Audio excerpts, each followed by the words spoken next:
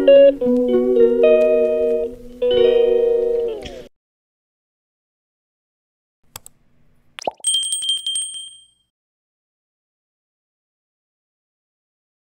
Morning বন্ধুরা, Momita kitchen and ব্লগে তোমাদের জানিয়ে স্বাগত। বন্ধুরা, আশা করি তোমরা সবাই ভালো আছো। তো আমিও খুব ভালো আছি।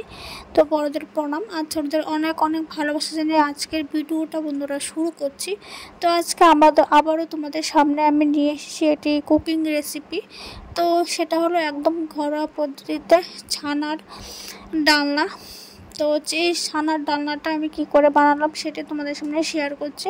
একদম ঘরোয়া পদ্ধতিতে করেছে। আশা করি এই ছানার ডালনাটা তোমরা সবাই জানো বা সবাই পারো, কিন্তু সেটাকে আমি কি করে রান্না করেছি সেটাই বন্ধুরা তোমাদের সামনে কিন্তু শেয়ার করছি। তো দেখো, ফার্স্টে আমি একটা কড়াই নিয়েছি। তো তারপর কড়াইয়ের মধ্যে ঢেলে দিলাম দুধ। সেখানে আমি আমলের 1 লিটার দুধটা ব্যবহার 1 লিটার দুধ নিয়েছিলাম, আমলের দুধটা। তো সেই দুধটা দিয়ে আমার মোটামুটি অনেকখানি ছানা। তো সেখানে আমার 12টা কোপ্তার মতো আমার হয়েছে 1 লিটার দুধ থেকে। তো দুধটা ভালো করে জাল দিয়ে তার মধ্যে আমি কয়েক মুখ দিয়ে দিলাম ভিনিগার। তো সেখানে আমি 3 থেকে 4 মুখের মধ্যে ভিনিগার দিয়েছি, কারণ আমার ভিনিগারটা একটু পুরানো হয়ে গিয়েছিল। তো তার জন্য আমার 3 থেকে 4 মুখ লেগেছে। অ্যাকচুয়ালি এটা 1 মুখ বা 2 মুখ দিলে হয়ে যায়, এত দিতে লাগে না।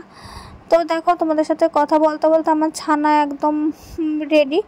তো আমি সেখানে ছানাটাকে এখন অনেকক্ষণ জলটা ঝরিয়ে নিয়েছিলাম একটা কাপড়ের মধ্যে বেঁধে। তো এখন ছানাটাকে ভেঙে নিচ্ছি।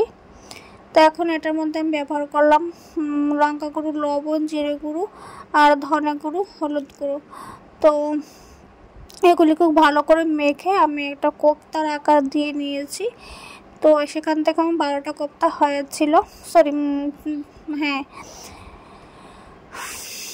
কোপ্তার আকার আমি গোল সাইজ দিয়েছিলাম। তো সেটা কেউ কেউ লম্বা দিয়ে দিতে পারো বা গোল দিতে পারো। তো আমি এরকম চ্যাপটা চ্যাপটা দিয়েছিলাম। তো এটাকে ছানার কোপ্তা বা ছানার ডালনা, তো যে কোনো একটা বলা যেতে পারে। তো এখন এটাকে আমি কড়াইয়ের মধ্যে তেল দিয়ে, তো এখন আমি এটাকে কোপ্তাগুলিকে দিয়ে আমি খুব ভালো করে ভেজে নিচ্ছি।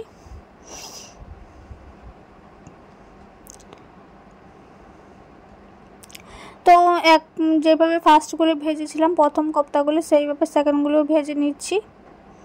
আর কোপ্তাগুলি একদম লো ফ্লেমে দিয়ে আস্তে আস্তে ভাজতে হবে, না হলে কিন্তু কোপ্তাগুলি ভেঙে যাওয়ার সম্ভাবনা থাকবে। তো তারপর আমি কড়াই থেকে তেলটা একটু কমিয়ে নিয়েছিলাম, কারণ আমার এটাকে ঝোল দেওয়ার জন্য এতটা তেলের প্রয়োজন নেই।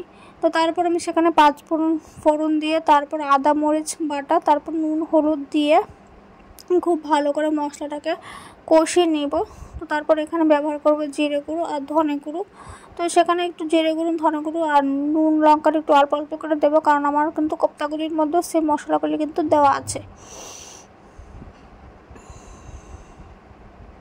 বন্ধুরা, আমার পরিবারের যদি তোমরা নতুন সদস্য হয় থাকো অবশ্যই কিন্তু আমার চ্যানেলটা কিন্তু সাবস্ক্রাইব করে দেওয়া, সাবস্ক্রাইব করে অবশ্যই কিন্তু বেল আইকনে কিন্তু প্রেস করে দিও। তাহলে বন্ধুরা, আমি ভিডিও দেওয়ার সাথে সাথে তোমাদের কাছে কিন্তু নোটিফিকেশান কিন্তু চলে যাবে। তো তারপর দেখো, মশলাটা ভাজা হওয়ার পর আমি সেখানে দিয়ে দিলাম ঝোল। তো তারপর আমি ঝোলটা একটু ফুটে ওঠার পর দিয়ে দিলাম কোপ্তাগুলো। তো কালারের জন্য ব্যবহার করলাম একটু লাল মরিচের গুঁড়ো। তো দেখো, আমার কোপ্তাগুলি কিন্তু খুব ভালো করে ফুটে উঠেছে। আর নামানোর আগে আমি একটু গরম মশলা ছিটিয়ে নিলাম। তো একদম নিরামিষ পদ্ধতিতে একদম ঘরোয়াভাবে করলাম ছানার ডালনা। তো আমার এই ছানার ডালনাটা কার কেমন লাগলো অবশ্যই জানাবে। আর ভিডিওটি যদি তোমাদের ভালো লেগে থাকে অবশ্যই কিন্তু একটা লাইক করে দিও বন্ধুরা। তোমাদের একটি লাইক আমার কাছে কিন্তু আশীর্বাদের সমান। আর এই রেসিপিটা কিন্তু ভাতের সাথে বা রুটির সাথে খুব দুর্দান্তই লাগে। আমি দুইভাবেই ট্রাই করেছিলাম, ভাতের সাথেও ট্রাই করেছিলাম, রুটির সাথেও ট্রাই করেছিলাম, খুব দুর্দান্ত। তো দেখো কতটা লোভনীয় হয়েছে। তো এই রেসিপিটা যদি কেউ বাড়িতে না বানাও অবশ্যই একবার বাড়িতে বানিয়ে ট্রাই করবে। তো সেটা একদম নর্মালভাবে করেছি, কোনো আলু টালু এসব কিছু ব্যবহার করিনি।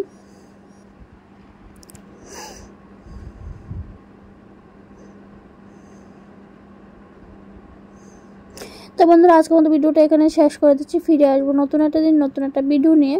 তো সবাই ভালো থেকো বন্ধুরা, সুস্থ থেকো, টাটা।